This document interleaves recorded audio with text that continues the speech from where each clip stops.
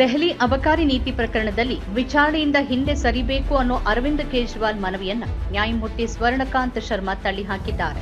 ಈಗ ಕೇಜ್ರಿವಾಲ್ ತಾವು ಅವರ ಪೀಠದ ಮುಂದೆ ವಿಚಾರಣೆಗೆ ಹಾಜರಾಗುವುದಿಲ್ಲ ಅಂತ ಹೇಳಿದ್ದಾರೆ. ಇದೊಂದು ಬಗೆಯ ಸಂಘರ್ಷದ ಹಂತಕ್ಕೆ ಬಂದು ನಿಂತಂತೆ ಕಾಣ್ತಾ ಇದೆ. ಆದರೆ ಕಾನೂನು ಪರಿಣಿತರು ನ್ಯಾಯಮೂರ್ತಿಗಳು ಆ ಪ್ರಕರಣದಿಂದ ಹಿಂದೆ ಸರಿಯೋದೇ ಒಳ್ಳೇದಿತ್ತು ಅಂತ ಹೇಳ್ತಿದ್ದಾರೆ. ಡಬಲ್ ಚೆಕ್ನಲ್ಲಿ ಸಂಕೇತ್ ಉಪಾಧ್ಯಾಯ ಅವರೊಂದಿಗಿನ ಮಾತುಕತೆಯಲ್ಲಿ ಕಾನೂನು ಪರಿಣಿತರಾದ ಪ್ರೊಫೆಸರ್ ಫೈಜಾನ್ ಮುಸ್ತಾಫಾ ಇಂತಹ ಅಭಿಪ್ರಾಯ ವ್ಯಕ್ತಪಡಿಸಿದ್ದಾರೆ. ಒಂದು ಪ್ರಕರಣದಲ್ಲಿ ನ್ಯಾಯಾಧೀಶರನ್ನ ವಿಚಾರಣೆಯಿಂದ ಹಿಂದೆ ಸರಿಯಲು ಕೇಳಿದ್ರೆ ಹಿಂದೆ ಸರಿಯೋದೇ ಉತ್ತಮ ಅಂತ ಅವರು ಹೇಳಿದ್ದಾರೆ. ಯಾಕಂದ್ರೆ ನ್ಯಾಯಾಂಗದ ಇಮೇಜ್ ಗ್ರಹಿಕೆಯ ಮೇಲೆ ಅವಲಂಬಿತವಾಗಿರುತ್ತೆ ಮತ್ತು ಇಲ್ಲಿ ಗ್ರಹಿಕೆಯ ವಿಷಯವಾಗಿ ನ್ಯಾಯಯುತವಾಗಿದೆಯಾ ಅಥವಾ ಇಲ್ವಾ ಅನ್ನೋದ್ರಲ್ಲಿ ನ್ಯಾಯಾಧೀಶರ ಅಭಿಪ್ರಾಯಕ್ಕೆ ಯಾವುದೇ ಮೌಲ್ಯವಿಲ್ಲ ಅಂತ ಅವರು ಹೇಳ್ತಾರೆ. ನೀವು ಜಗತ್ತಿನ ಅತ್ಯಂತ ಬುದ್ಧಿವಂತ ಮತ್ತು ನ್ಯಾಯಯುತ ವ್ಯಕ್ತಿ ಅಂತ ನಿಮ್ಮನ್ನ ಪರಿಗಣಿಸಬಹುದು.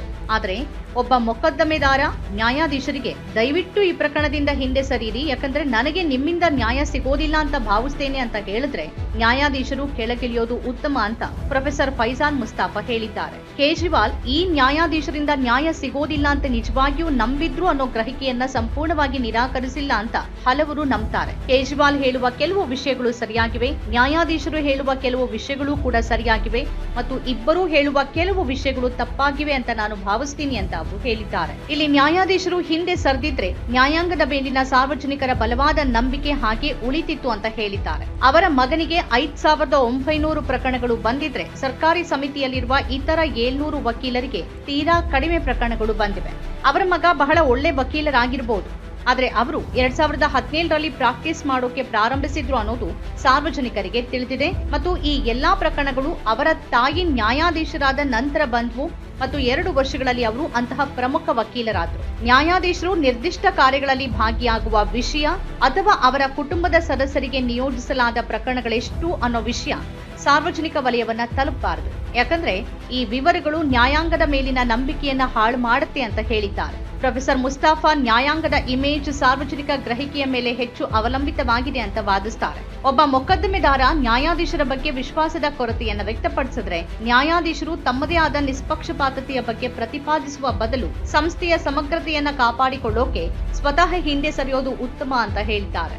ಬೆಂಚ್ ಹಂಟಿಂಗ್ನ ಅಪಾಯದ ಬಗ್ಗೆ ಹೇಳಿರುವ ಅವರು ಅಲ್ಲಿ ಮೊಕದ್ದಮೆದಾರರು ತಮ್ಮ ಕಾರಣಕ್ಕೆ ಅನುಕೂಲಕರವಾದ ನ್ಯಾಯಾಧೀಶರನ್ನ ಆಯ್ಕೆ ಮಾಡೋಕೆ ಪ್ರಯತ್ನಿಸ್ತಾರೆ.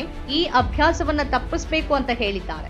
ನ್ಯಾಯಾಧೀಶರನ್ನ ಹಿಂದೆ ಸರಿಯುವಂತೆ ಕೇಳಿದಾಗ ಅರ್ಜಿಯನ್ನ ಬೇರೆ ಪೀಠ ಅಥವಾ ನ್ಯಾಯಾಧೀಶರು ಆಲಿಸಬೇಕು. ನ್ಯಾಯಾಧೀಶರು ತಮ್ಮ ಅರ್ಹತೆ ಬಗ್ಗೆ ಸ್ವತಃ ನಿರ್ಧರಿಸುವಂತೆ ಕೇಳುವ ಬದಲು ಇದು ಹಿತಾಸಕ್ತಿ ಸಂಘರ್ಷವನ್ನ ಸೃಷ್ಟಿ ಮಾಡುತ್ತೆ. ಅಲ್ಲಿ ಅವರು ತಮ್ಮದೇ ಪ್ರಕರಣದಲ್ಲಿ ನ್ಯಾಯಾಧೀಶರಾದಂತಾಗತ್ತೆ ಅಂತ ಹೇಳಿದ್ದಾರೆ. ವಿವಾದವನ್ನ ತಪ್ಪಿಸೋಕೆ ನ್ಯಾಯಾಧೀಶರು ಹಿಂದೆ ಸರಿಬೇಕಿತ್ತು.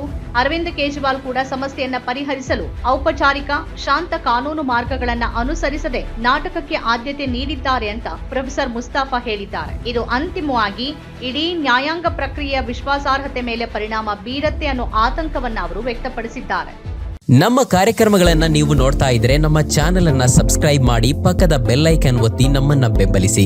ಹಾಗೆ ನಮ್ಮ ಕಾರ್ಯಕ್ರಮಗಳನ್ನ ಲೈಕ್ ಮಾಡಿ, ಕಮೆಂಟ್ ಮಾಡಿ, ಅದನ್ನ ಬೇರೆಯವರಿಗೂ ವಾಟ್ಸ್ಆಪ್ ಮೂಲಕ ಶೇರ್ ಮಾಡಿ. ನೀವು ಹೀಗೆ ಮಾಡಿದಾಗ ನಮ್ಮ ಚಾನೆಲ್ ಇನ್ನಷ್ಟು ಮತ್ತಷ್ಟು ಜನರಿಗೆ ತಲುಪಲು ನೀವು ನಮ್ಮೊಂದಿಗೆ ಸಹಕರಿಸಿದ ಹಾಗಾಗುತ್ತೆ. ಇದು ನೀವು ಯಾವುದೇ ಖರ್ಚಿಲ್ಲದೆ ಕೆಲವೇ ಸೆಕೆಂಡುಗಳಲ್ಲಿ ನೀಡಬಹುದಾದ ಸಹಕಾರ. ಧನ್ಯವಾದಗಳು.